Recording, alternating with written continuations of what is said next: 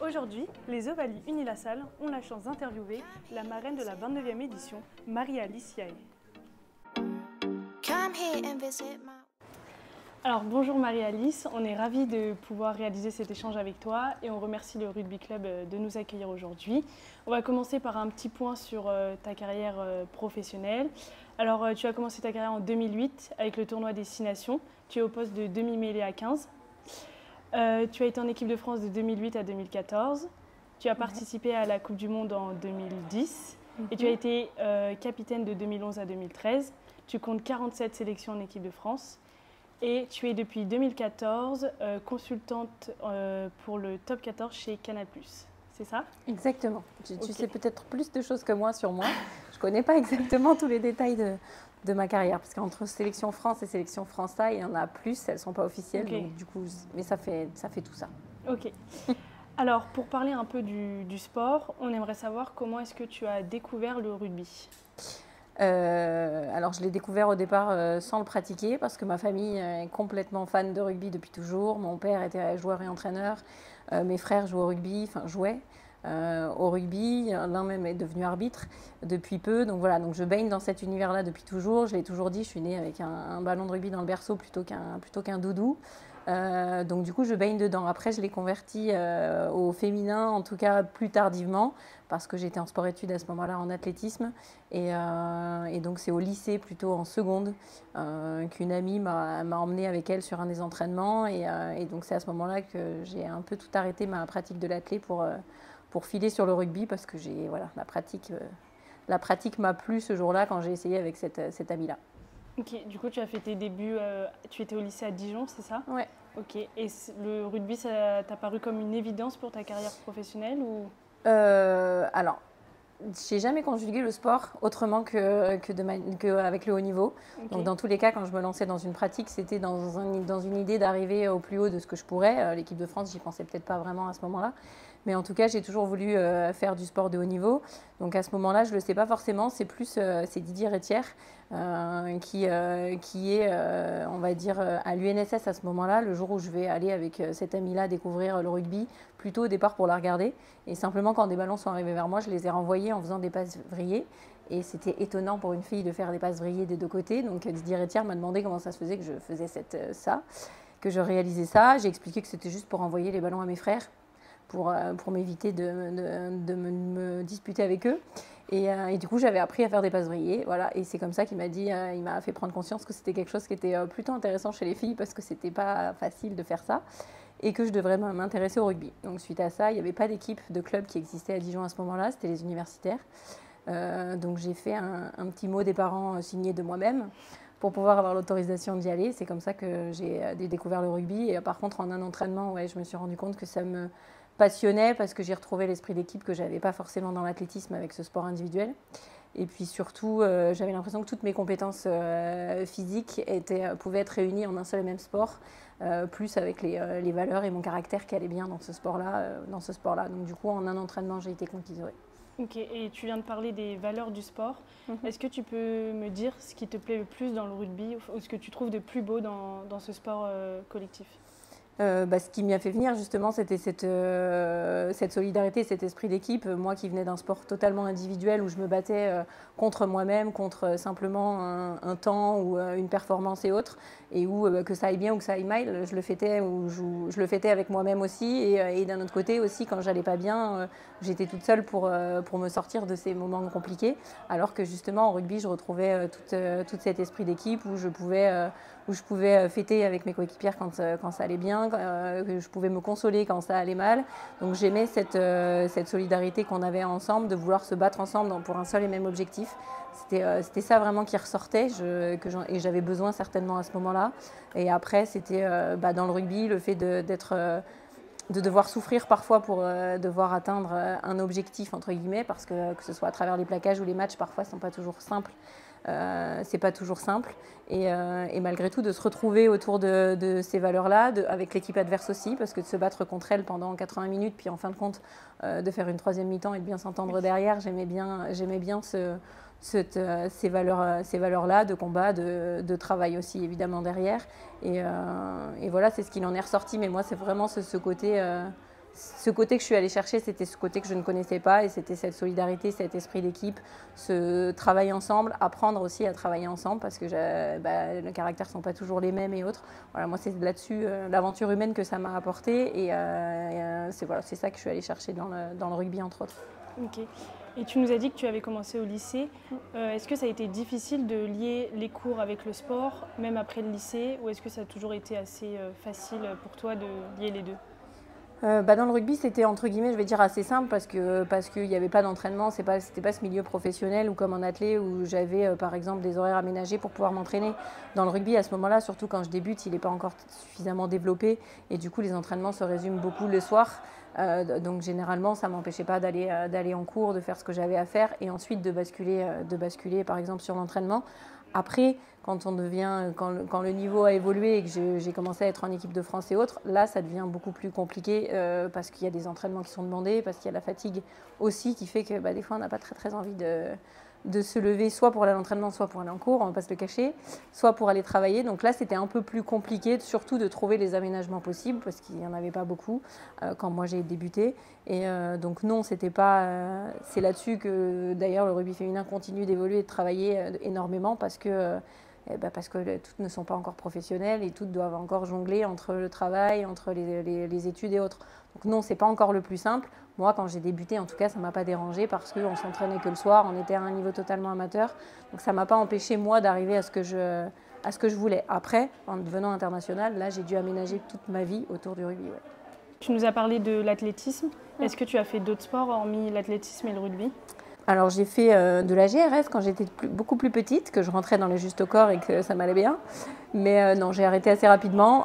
C'était vraiment uniquement quand j'étais petite. Et après, j'ai basculé très rapidement sur l'athlétisme et j'y suis restée jusqu'à mes 16 ans presque, un truc comme ça. Et après, j'ai basculé directement sur le rugby. Est-ce que tu pourrais nous parler de la pire chose et de la meilleure chose qui te soit arrivée durant ta carrière? Plein aussi, c'est ça le problème, c'est que le jour où je prends peut-être le capitanat du 15 de France, ça c'est peut-être une finalité plutôt égoïste du fait d'arriver à quelque chose que j'imaginais pas. Donc ça c'est vraiment purement personnel et une fierté personnelle et un plaisir à ce moment-là de me dire que c'est génial. Et puis après il y a plus collectivement parlant et les plus belles, ça va être les victoires, les titres. Ça va être le Grand Chelem, ça peut être le Grand Chelem, ça peut être aller jouer une demi-finale de Coupe du Monde aussi, même si on la perd sur le moment, l'événement est juste magique. Ma sélection pour la Coupe du Monde, par exemple, je m'en rappellerai beaucoup, et tous les titres avec mes coéquipières, que ce soit en club avec l'USAP, les boucliers, j'en ai eu un avec Montpellier, mais ces boucliers gagnés collectivement, c'est des aventures, c'est toute une saison, c'est toute une année à faire des efforts pour finalement arriver au bout, gagner de ces façons-là. Certains matchs aussi où étaient tellement parfaits que c'est génial à vivre. Donc, il y en a vraiment tellement plein. Jouer les Blacks en demi-finale, par exemple, c'était juste magique, ouais. Les Blacks Ferns. Voilà. Donc il y a plein de petits événements comme ça. C'est difficile pour moi d'en sortir un tellement il y a plein de choses, même des choses qui paraissent insignifiantes et qui ne sont pas, par exemple, d'être championne du monde ou de gagner un grand chelem et autres, mais qui, par contre, font partie d'une aventure magique. Certaines tournées avec l'équipe de France et autres, on crée des liens ou des aventures. J'ai un match, le Stade de France, peut-être celui-là, voilà, le match au Stade de France, un des premiers au Stade de France qu'on joue quand je suis capitaine. Et celui-là, ce sentiment de vraiment être à ma place au bon moment avec l'équipe que je voulais et de se sentir invincible et de sentir que les filles, on est toutes connectées et autres, ça, c'est des événements marquants et magiques, je pense. Est-ce que tu aurais une anecdote à nous raconter sur ta carrière qui t'aurait marqué Ouf, qui m'aurait marqué. Alors là, vous me prenez de court là quand même. Non, une anecdote qui a toujours fait rigoler tout le monde et encore, je ne sais pas si c'est la plus drôle qui soit. C'est une particularité peut-être, j'ai toujours joué avec un strap à la main gauche parce qu'en plein match, je n'arrivais pas à identifier ma droite de ma gauche et que souvent je dirigeais mes avants quand elles sont dans les rucks et dans les molles, qu'il faut les diriger à droite à gauche, 9 fois sur 10, elles allaient se relever en me disant Malice, c'est l'autre côté. Oui, pardon, mais elle me comprenait visiblement, donc ça va. Donc voilà, donc j'ai toujours joué avec un strap à la main gauche sans avoir rien au poignet gauche, juste parce que c'était une manière de me dire que c'était ma main gauche. Tu as été capitaine pendant longtemps. Quel mental penses-tu qu'il faut adopter lors des victoires, lors des défaites, lors des difficultés rencontrées? Je Je pense pas qu'il y a vraiment un mental à avoir. Chaque capitaine est vraiment différent et va avoir un discours différent, un ressenti différent. Par exemple, j'ai jamais adapté mes discours en fonction de quelque chose que j'avais préparé. Par exemple, c'est vraiment quelque chose qui va se vivre sur le moment. Donc, j'ai jamais, pour moi, le capitanat, c'était être un modèle et un leader sur le terrain. Évidemment, les amener avec moi ou en tout cas leur faire comprendre que je serais là pour arriver à l'objectif qu'on voulait toutes. Moi, c'était ça mon rôle. J'avais l'impression que c'était ça, en tout cas, le rôle, essayer de les amener avec moi pour réaliser nos rêves ensemble. Donc voilà, et simplement, c'était plus à travers ce que j'allais faire sur un terrain, à travers les mots peut-être que j'allais trouver parce que j'avais cette envie parfois de parler souvent en groupe et autres. Mais sinon, non, justement, le capitanat m'a fait grandir et je me suis rendu compte que c'était pas aussi simple que ça et que j'ai dû apprendre finalement à être capitaine, un bon capitaine j'espère, je sais pas, mais être capitaine parce qu'il faut faire avec les caractères des gens, avec ce qu'elles attendent d'un capitaine et toutes n'attendent pas la même chose d'un capitaine. Donc du coup, il a fallu travailler ensemble, discuter ensemble, apprendre à voir ce qu'elles attendaient de moi pour que du coup je puisse leur donner ça. Donc le mental qu'il faut avoir dans les défaites, c'était parfois me rendre déléguer un peu la responsabilité qu'elles peuvent avoir et la prendre pour moi et autres, et me dire que voilà, et savoir leur transmettre que un échec c'en est un, ce ne sera pas celui forcément de demain. Et dans les moments de joie, à l'inverse, au contraire, savoir non seulement savourer et mettre en valeur ce qu'elles ont fait, ce qu'elles font pour ce maillot, ce qu'elles font pour l'équipe et ce qu'elles font pour moi aussi, parce que je ne serais pas capitaine et autres, je ne serais pas là si elles n'étaient pas là. Donc c'est plus mettre en valeur ce qu'on est capable de faire ensemble quand tout va bien, et quand tout va mal, être capable de prendre la responsabilité soi-même aussi de ce qui ne va pas, tout en leur enlevant un peu cette responsabilité à elles aussi, et en leur disant que de toute façon, une défaite, c'est pas la finalité d'un objectif, ça arrive, et au pire, on rebondit derrière tout ensemble. Les équipes dont tu as été la capitaine étaient comme ta famille. Oui. Alors, après, les clubs et l'équipe de France, c'est différent. Les clubs, on vit tout ensemble, tout le temps quasiment. On s'entraîne tous les jours ensemble, vraiment régulièrement, toute l'année. Donc là, vraiment, c'est totalement ma famille. La preuve, je vous l'ai dit, Marie Sampéré est devenue ma témoin de mariage et autres. Elles font partie de ma vie d'aujourd'hui. J'ai un noyau vraiment dur qui, même si j'ai arrêté le rugby, si j'habite loin et qu'on se voit très peu, on s'appelle quand même encore régulièrement et on est toutes... pour ça, unis de la même façon. Donc ça, oui, vraiment, parce qu'en plus, j'ai habité loin, on déménage beaucoup, on bouge beaucoup en étant international et autres. Et du coup, on vit qu'à travers... Enfin, on est ensemble. Jusqu'à je ne sais quel âge, j'ai fait aucun mariage de famille, aucun événement et autres. J'ai plus passé de temps avec elles que ce que j'ai passé de temps avec ma famille. Donc oui, le club, en tout cas, le club, c'est ma famille complètement. L'équipe de France, c'est différent parce qu'on se voit malgré tout un peu moins. Mais par contre, sur des événements... certes plus court, mais par contre très très fort, parce que parfois on est ensemble sur une préparation Coupe du Monde, on va être très très longtemps ensemble, donc on crée autre chose. Mais oui, à ce moment-là, ça devient aussi une partie de ma famille. C'est vraiment différent, il faut les identifier différemment, parce qu'une aventure club, elle est beaucoup plus longue, elle est beaucoup plus régulière, et elle va s'enchaîner année après année. L'équipe de France, c'est intense, c'est sur un laps de temps. Alors même si en étant capitaine, j'y passe quasiment ma saison, mais malgré tout, j'y passe moins de temps avec des joueuses qui parfois vont changer. Je vais avoir une joueuse un jour qui ne sera pas forcément sélectionnée sur un autre jour. Donc du coup, c'est une aventure malgré tout qui est différente. On crée une aventure humaine qui est magique, qui fait qu'à travers les victoires et à travers des événements majeurs, on s'en souviendra toute notre vie et on créera une aventure magique. Mais le fait de vivre moins ensemble, c'est différent. C'est plus les victoires et les événements qui vont nous créer une histoire en équipe de France qu'en club. C'est vraiment une vie, même en dehors des entraînements, on se voit aussi. Donc du coup, c'est vraiment différent. Oui, c'est un univers familial, mais il faut vraiment différencier les deux. Ok. Est-ce que tu avais un tips ou quelque chose que tu te disais dans ta tête avant de rentrer sur le terrain ? Chaque match, en tout cas en équipe de France, dans le bus, j'avais mon rituel d'envoyer le même message à mes parents. Tout le temps et à ma famille et à tous mes proches avant d'entrer sur un terrain. Non, et ça va être...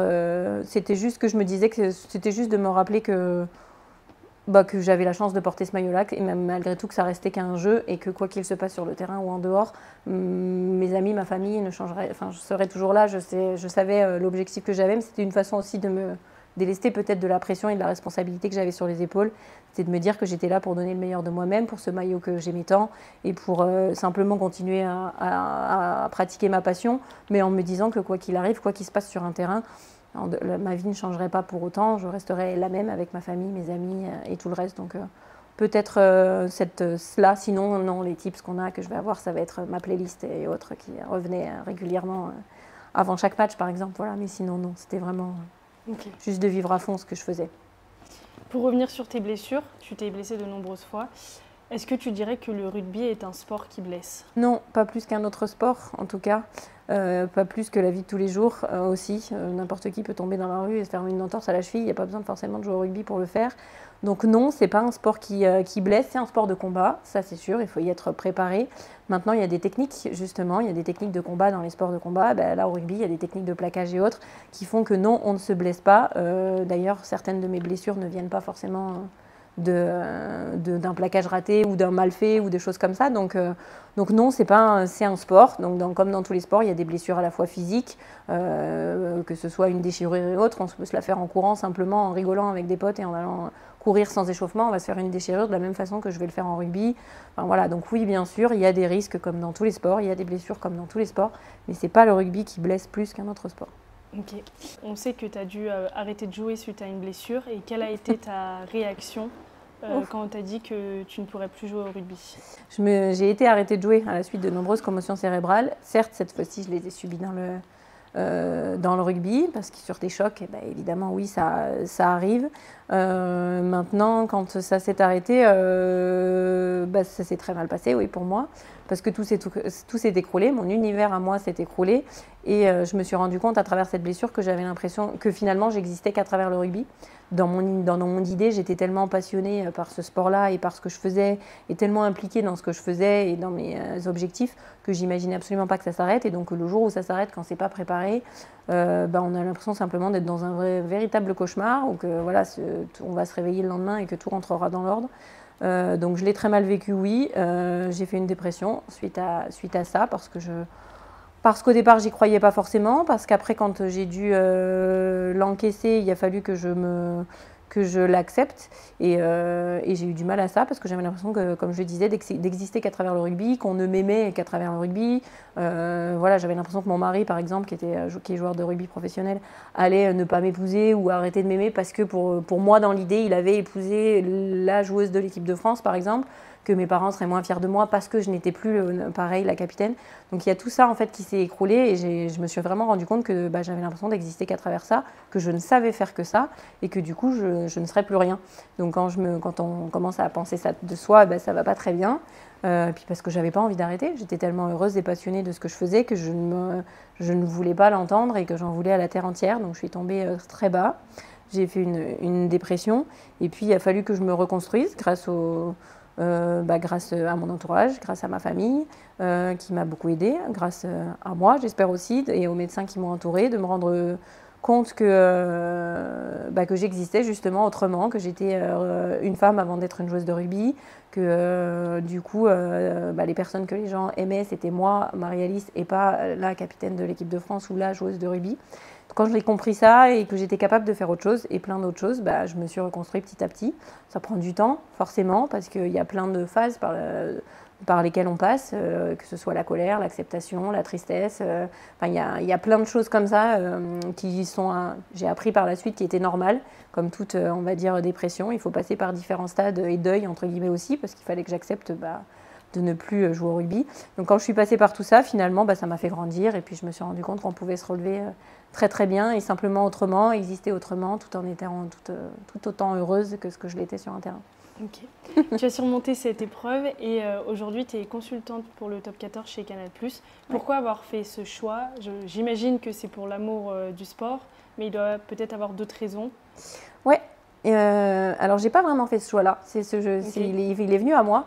Parce que quand j'annonce ma fin de carrière, enfin j'annonce pas, d'ailleurs on l'annonce pour moi, quand les médias annoncent ma fin de carrière, Canal+ va me téléphoner, plusieurs télés vont m'appeler quasiment les 2 semaines qui vont suivre cette annonce-là. Il va y avoir France Télévisions, parce qu'ils retransmettent la fameuse Coupe du Monde que je ne pourrai pas jouer dans les mois qui suivent. Et du coup, ils s'intéressent à moi pour la commenter et quelque part à en parler, puisque je ne pouvais pas la jouer. Ensuite, il y a Eurosport qui vient pour la Pro D2, pour présenter le championnat de Pro D2 masculin, par exemple, et la Coupe du Monde, parce qu'ils étaient 2e diffuseur aussi. Et ensuite Canal+, qui vient aussi par rapport, eux, pour le côté très purement masculin du top 14 et autres. Donc du coup, c'est vraiment, on vient à moi à ce moment-là, dans ce registre-là. Moi, j'y suis absolument pas à ce moment-là. Je suis totalement en dépression et je pense absolument pas ni à ce métier-là parce que j'en ai pas la formation au départ du tout. J'avais jamais fait ce domaine, j'étais jamais entrée dans ce domaine-là, dans le domaine des médias et autres et de la communication là-dessus ou de la télévision. Donc du coup, on vient à moi pour ça. Au départ, je refuse. Parce que je m'en sens absolument pas capable. Je voulais tellement la jouer que je trouve impossible d'aller la commenter. Donc au départ, je dis non. Puis finalement, je reviens sur ma décision avec l'aide de ma famille, de mon mari notamment, qui me dit il faut peut-être que ce sera une façon pas de faire le deuil, mais en tout cas d'y passer et de la vivre aussi. Et après réflexion, c'est ce que je me dis, égoïstement parlant, ça va être ma façon à moi de la vivre, cette Coupe du Monde, parce que j'ai plus le droit de la jouer. Mais j'ai envie, après tout ce que j'ai fait sur le terrain et en dehors, j'ai envie de la jouer quand même. Et puis, égoïstement, je le dirai ensuite, c'est comme ça que je l'ai analysé, je pense que j'en ai eu besoin pour exister encore. J'avais besoin à ce moment-là d'avoir cette transition-là, d'exister encore à travers le rugby, de me rendre un peu ce que j'avais peut-être donné au rugby. Et peut-être que les médias et la télé me permettaient encore d'exister. Et ce côté un peu narcissique qu'on a besoin, j'en sais pas, à ce moment-là, peut-être, je vais chercher ça. Donc je dis oui au départ à France Télévisions, je commente la Coupe du Monde filles et ça me fait un bien fou personnellement pour basculer justement et me dire que je l'ai fait pour être avec elles et parce que quelque part je me dis que je les aimais tellement à ce moment-là et j'aimais tellement mon équipe que quelque part j'avais peut-être pas envie qu'on en parle autrement que ce que moi j'avais envie d'en dire d'elles parce que je les connaissais peut-être le mieux que personne. Donc je le fais pour ça, ça me fait un bien fou de ce côté-là. Et après, ça me fait un bien fou d'un autre côté, c'est parce que je me passionne finalement pour ce que je suis en train de faire. Je me rends compte que c'est juste génial de commenter des matchs de rugby, c'est les jouer juste de l'autre côté de l'écran, mais c'est en parler. Et du coup, ça me passionne à ce moment-là. Et voilà, donc du coup, je pars là-dessus et Canal+, donc je choisis ensuite Canal+ derrière parce que c'est la chaîne du rugby chez nous en France par rapport au top 14 et autres, c'est la chaîne la plus reconnue du rugby. Donc voilà, et je trouve que c'est une magnifique reconnaissance à ce moment-là qu'on vient de me le proposer. Et donc du coup, j'adore cette idée-là. Et après, on me dira, oui, mais c'est pas le rugby féminin que je commande, puisque Canal+ le fait pas. Mais je pense qu'à ce moment-là, j'en ai besoin aussi pour faire une transition et me dire, je reste dans le rugby, j'existe encore à travers le rugby et tout ce que j'aime, mais en même temps, je m'éloigne un peu du rugby féminin qui me fait encore mal à ce moment-là, parce que je peux pas le pratiquer, je peux pas, voilà. Donc je pense que j'ai besoin de cette transition-là aussi, pour ensuite réaccepter de re-regarder à nouveau et d'aimer à nouveau le rugby féminin et autres et de pouvoir le commenter si je le voulais aujourd'hui. Par exemple, j'aurais pas les difficultés que j'aurais peut-être eues au départ. Donc voilà. Mais après, je me suis complètement passionnée pour ce boulot-là et pour Canal et pour le rugby masculin.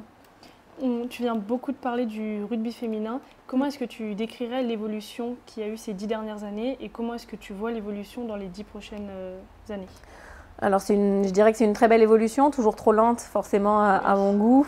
Ça c'est certain, parce qu'on voit bien que malgré tous les efforts qu'on fait et malgré tout ce que la fédération et ce que les clubs font, on reste toujours en dessous de ce qui pourrait être fait. On voit en plus que les résultats se font. À partir du moment où les filles ont eu beaucoup plus de moyens, et les résultats sont venus aussi avec. Voilà, donc on l'a vu avec la Coupe du Monde justement en France, ça a ramené énormément de licenciés, énormément de visibilité. On a changé beaucoup les regards sur le rugby féminin et tant mieux. Donc ça, c'était une belle avancée. Les contrats sont arrivés aussi sur les joueuses, les contrats professionnels ou semi-pro sont arrivés. On s'est rendu compte que ça soulageait beaucoup les joueuses de pouvoir et s'entraîner facilement et avoir un boulot et autres, et que la performance, elle en découlait puisqu'on n'avait jamais gagné les Black Ferns et autres, et que les filles sont allées chercher ces victoires-là. Donc c'est génial. Maintenant, ça avance évidemment très bien par rapport à ce que moi j'ai pu vivre et autres. Donc ça avance très bien. Maintenant, il faut encore et encore le développer. Pour ça, il va falloir le médiatiser, parce que plus on le rendra médiatique, plus il intéressera, plus ça ramènera forcément financièrement des sponsors et autres et de l'argent, et plus ça permettra aux joueuses d'être professionnelles, de tirer vers le professionnalisme et donc de progresser, d'avoir plus de clubs, plus de joueuses, plus d'équipes et de faire avancer du coup le niveau international aussi. Donc il y a encore plein de choses à faire, c'est souvent trop doucement. Maintenant, en dehors de ça, on est obligé de noter quand même, je suis obligée quand même de noter que ça a énormément évolué, que c'est sur le bon chemin. Évidemment qu'il faut par contre continuer encore comme ça, et peut-être que je sais pas, que des sponsors, des gens tentent le coup parce qu'il faut parfois avoir peut-être 2-3 personnes qui vont croire à un événement, à quelque chose, à une pratique et autres pour la développer, et que ça fera avancer, que ça fera énormément avancer le rugby féminin, et que souvent les filles elles le rendent bien voire encore plus, quand on leur donne énormément que les garçons qui sont dans un milieu professionnel très habituel pour eux. Un peu plus des Ovalis, de nous. Tu as parlé de Fanny Horta, qui a été aussi marraine des Ovalis. Et on aimerait savoir pourquoi tu as accepté d'être marraine des Ovalis Unilassal. Parce que je trouve que le sport, alors on va me dire le rugby en général, mais le sport universitaire reflète encore plus les valeurs je trouve, du rugby, du sport collectif, de l'aventure humaine, de ce qu'on y crée, de la passion qu'on va chercher, parce que là on ne va pas chercher forcément ni de l'argent ni quoi que ce soit quand on va dans les sports universitaires et autres, et on y va simplement y chercher le plaisir, la passion, l'envie de jouer ensemble, de se dépasser ensemble et de s'éclater, toutes les valeurs qui vont avec le rugby, donc c'est pour ça que je trouve que ça me représente bien. Voilà, c'est ce que j'ai aimé, ce que je suis allée chercher dans le rugby, c'est ce que je cherche encore dans le rugby, c'est ce qu'on reproche parfois au rugby masculin, de se professionnaliser trop et de perdre ce côté-là, même si les joueurs l'ont encore. Et voilà, donc quand je vais dans ce genre d'événement, c'est ce que je retrouve, c'est ce qui m'a passionnée pour le rugby, c'est ce que moi j'ai vécu au départ, parce que le professionnalisme n'existe pas quand je débute le rugby. Et du coup, c'est ce que j'y vais chercher, cette solidarité, cette aventure, voilà, ce moment de rencontre, parce que là, il y a je ne sais combien d'équipes qui se rencontrent, et c'est toute cette fête qui va autour du rugby, des mêmes valeurs, d'un sport. Enfin, il y a plein de choses, il n'y a pas que le sport. Il n'y a pas que le rugby lui-même qui transpire à ce moment-là sur ces événements-là, donc même si c'est le sport qui est pratiqué à ce moment-là, il y a tout ce qui va autour, l'organisation aussi, et puis les rencontres en fait. Plus j'ai la chance d'être invitée et de participer à ces événements-là, plus je me rends compte que le rugby reste ce qui nous rapproche. Mais toute l'aventure humaine et les gens que je rencontre en dehors, finalement, m'enrichissent autant que ce que je suis passionnée par le rugby aujourd'hui. Je me rends compte dans plein d'événements que j'ai la chance de couvrir aujourd'hui. Et du coup, c'est pour ça que j'accepte, parce que j'accepte de juste venir participer à ce que je fais de mieux, c'est-à-dire parler du rugby, me passionner pour le rugby et de rencontrer plein de gens qui adorent le rugby et faire la fête avec plein de gens qui adorent le rugby. Donc je crois que c'est juste que c'est tout ce que je viens chercher à travers... Et puis parce que aussi cet événement, il est marquant d'un autre côté, si je sors de ce côté très rugby et autres, parce qu'il est pour des associations et autres. Et du coup, voilà, c'est quelque chose que nous, en tant que joueuses de rugby et autres, on n'avait pas forcément, parce que médiatiquement, on n'était pas aussi reconnus, de pouvoir aider avoir ce genre de partenariat-là. Et que là, du coup, ces événements-là le font, et c'est important pour nous d'y participer et autres. Et voilà, c'est ma manière à moi d'y participer si je peux le faire, et tant mieux. Ok. Est-ce que tu aurais un mot ou un conseil pour tous les joueurs et joueuses qui vont participer aux Ovalis 2024 ? Un conseil, attendez la fin du match pour la 3e mi-temps, peut-être. Non, j'ai pas de conseil. Ça va être juste de s'éclater, enfin voilà, juste de profiter de profiter de cet événement-là. C'est un événement qui est une fois par an et autres, de profiter, de s'amuser, de jouer au rugby, de faire ce qu'ils savent peut-être faire de mieux, partager ensemble un événement magique pour eux, pour le club avec lesquels ils sont, pour les facs, les universités avec lesquelles ils sont, pour les associations pour lesquelles ça va être et autres, juste de profiter d'un moment, juste voilà, de ne pas se prendre la tête et autres sur s'il y a des arbitrages qui sont compliqués, c'est pas grave, on les oublie. L'important, c'est juste de jouer, de s'amuser et de s'éclater. Ok. Et bien, nous, on est vraiment contents et reconnaissants que tu aies accepté d'être marraine des Ovalis pour l'édition 2024, et on a hâte de te recevoir pour l'événement. C'est gentil. Et voilà. Merci à vous. Je suis ravie de cette invitation.